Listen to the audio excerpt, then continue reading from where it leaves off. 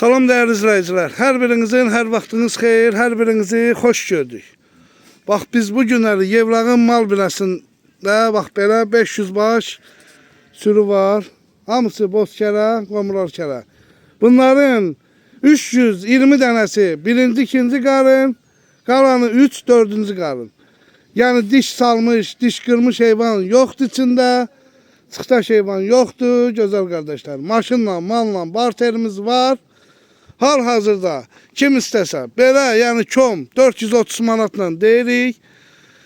İndi yəqin ki çox alanlara endirim eləyəcək. Yəni oradan güzəşt eləyəcək.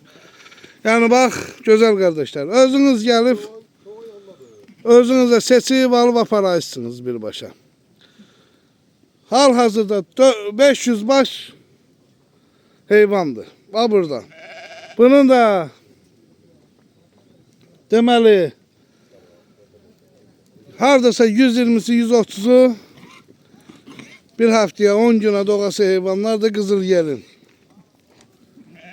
Gördüğünüz kimi hamısı qırxılıb, gözəl, təmiz, biri-birindən gözəl. Buyurub baxa bilərsiniz.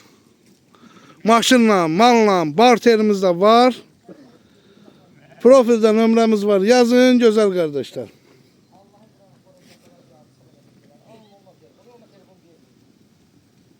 Buyurup bakabilirsiniz.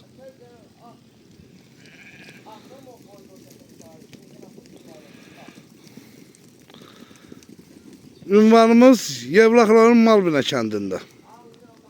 Hamısı bozlardandır. Buyurun bakın.